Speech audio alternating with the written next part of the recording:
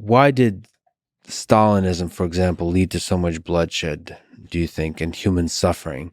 Is there any elements within the ideas of Marxism that catalyzed the kind of government, the kind of system that led to that bloodshed?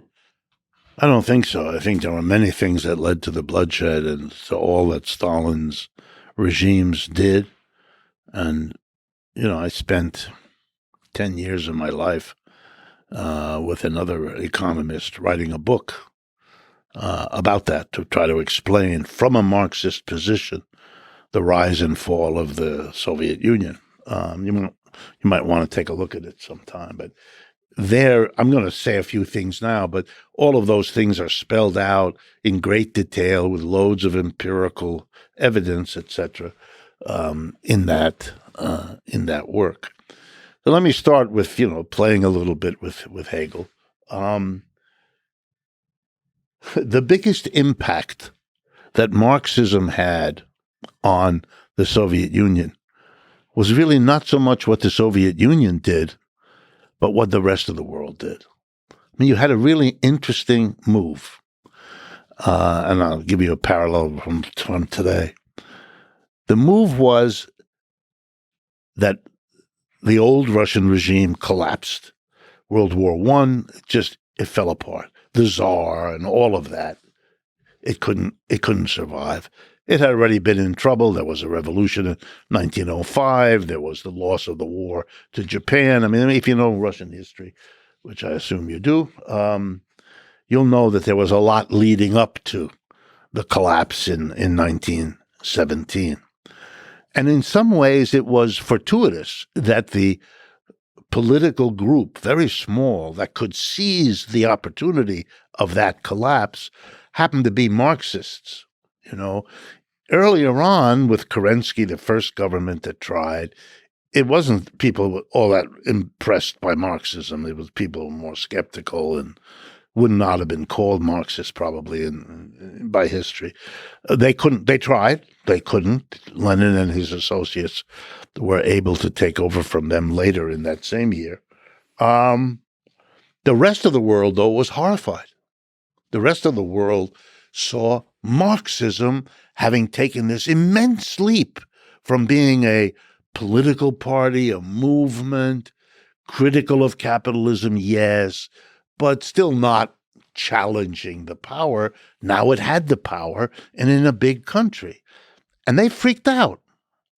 If you know American history, this country, the leadership of this country went completely berserk. I mean, we had a repression of the left, the likes of which we had not seen before. The 20s were a time of Palmer raids in Boston, the Sacco Vanzetti trials. I mean, really grim hostility.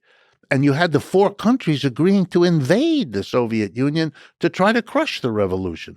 The U.S., Britain, France, and Japan all attacked 10,000 American troops.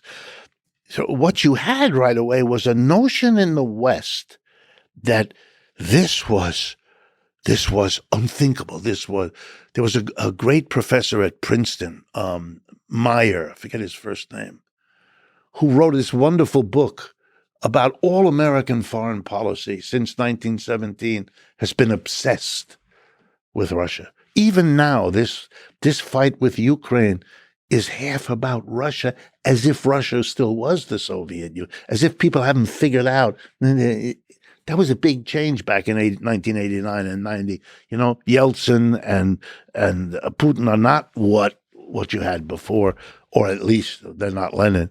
They may not be so different from some of the other, but in any case, so you had one factor was the utter isolation, the utter condemnation, the global. I mean, Rosa Luxemburg is. I mean, I assume Rosa Luxemburg is hunted down in the streets of Berlin. She's a critic of Lenin's, by the way, but she's a leftist. Hunted down and hacked into bits, killed. So you're attributing some of the bloodshed to the fact that basically the rest of the world turned away. turned against. Turn Well, against. turned Sort of, against. you turn against is the better way. Very, yeah. I mean, not in order of importance, but it's a very important part of the psychology of being. It's what you would call paranoid if there weren't quite as much evidence that indeed there was a lot to be afraid of at that time.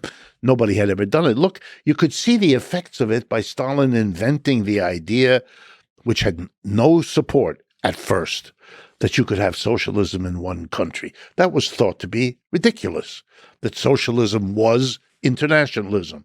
Marx was against capitalism everywhere. It was, workers of the world unite, not workers of Russia unite, workers of the. He had to go through a procedure of kind of coming to terms with the fact that the revolution he had in Russia, which was tried in Berlin, was tried in Munich, was tried in Budapest, was tried in Seattle here, they all failed. They all failed. And he's left seul, the French would say. Tout seul, right? All alone. That's one. The second thing is economic isolation. Russia's a poor country, and it needed what it got before the war, which were heavy investments from the French and the Germans particularly, but others too. Now this was all cut off. And you can see the replay with the sanctions program. We're going to do it again. We're going to do it again. We have to do it. We have. The world is different and the sanctions don't work, but they're going to try them. They're going to try them. Because it's the history. But that culture today is completely different. Russia's a different place today. But Russia has China, and that changes everything. And they don't get that here yet, but they will. Yeah, there's a very complicated dynamic with China, even with India. Yep. Or Turkey. Sorry. Or Brazil. Yeah.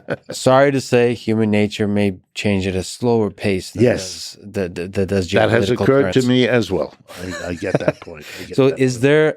Can you steel man the case or consider the case that there's something about the implementation of Marxism, maybe because of the idealistic nature of focusing on the working class and the workers unite, that naturally leads to a formation of a dictatorial force, a dictator, that says, let us temporarily give power to this person to manage some of the details of how to run the democracy, of giving voice to the workers so that they get to choose.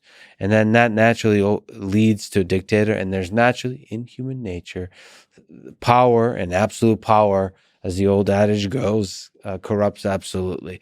Is it possible that whenever you focus on Marxist ideals, you're going to end up with a dictator? And often, when you give too much power to any one human, a small number of people, you're going to get into a huge amount of trouble. You've pushed things together there that I would separate. I think if you give pushed is a good word. Yeah, it's German. Remember I told you my mother was born in Germany, and then your dad is French. Yeah, but he was born in Metz, if you know European. It's a city on the border of France and Germany. If you come from the Alsatians, Alsace in German. So they're German-speaking French. You have to city? do both. It's a bilingual, because it's been back and forth so many times in medieval days already that it literally, you go from one store to another.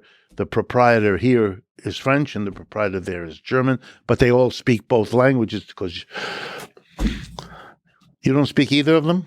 I speak Russian. Russian, but not German or French. Ukrainian, no. It took French for 4 years in high school, but I've forgotten all of it. I remember the romance and the spirit of the language, but not the details. I'm sure I can remember. If you allocate power unequally, undemocratically, and you do it for a very long period of time, and you do it on many levels of ideology, it is not surprising that it sticks and it stays. And you can make a political revolution or even an economic revolution, and you will discover it has a life of its own, and it's going to take a long time before people don't.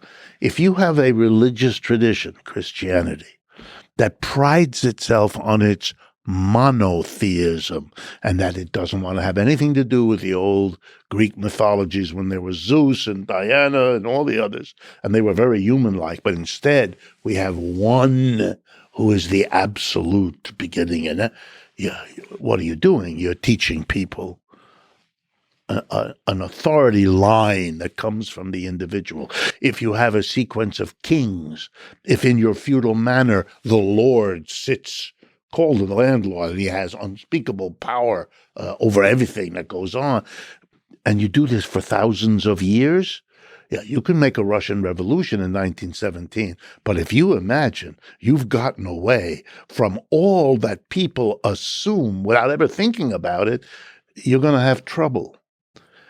Stalin is figured here as the originator of his situation. He wasn't. He never had that power. He may have thought that, but I don't. He's the product. Look, the Cuban people made Fidel, who really wasn't that kind of guy. He was a baseball-playing lawyer. That's what he was. But they made him into, ta-da. So it's not. It's not the you're system, the product the of history. No. It was the systems, feudalism, the church. It was the structures and institutions that cultivated in people a mentality that has its own rhythm and doesn't follow the calendar of a political revolution. That's the fundamental question. Is there something about communism that creates a mentality that enables somebody like Stalin or Mao? No, I think it's the social issues and problems the society has that make them then go to what they find familiar, to what seems to make sense, and he's the guy. Look, let me give you an example from American history. The Republican Party has traditionally, in this country, been the party of private enterprise and minimum government. In comes Trump, runs for office in 2016, is elected. Okay? What does he do? He commences the most massive tax increase and the most massive government intervention in the worlds of economics that we've had for decades. Nobody says anything. The Republicans cave, and the Democrats largely too. They cave. He can throw a tariff on anything. He gets up in front of the American people and he says the Chinese will pay the tariff. That's not what a tariff is. It's not how a tariff works. He would flunk a freshman course in economics, which everybody knows. Everybody who teaches these courses. No, it doesn't matter. He's still calling the shots. What is going on here is that a society has come to a point where it can't solve its problems. And it begins what? To tap into older forms and all of the laissez-faire and all of the individualism. And suddenly the Republican Party is gung-ho, and now they're going to make abortion illegal. The government is telling you what you can do with your uterus. What? The government is being given more and more and more and more power. They're hoping, what? Do they like the government? No. They're desperate. This is not a pro-government, and it wasn't in Russia either. They were in a desperate fix. And he took advantage.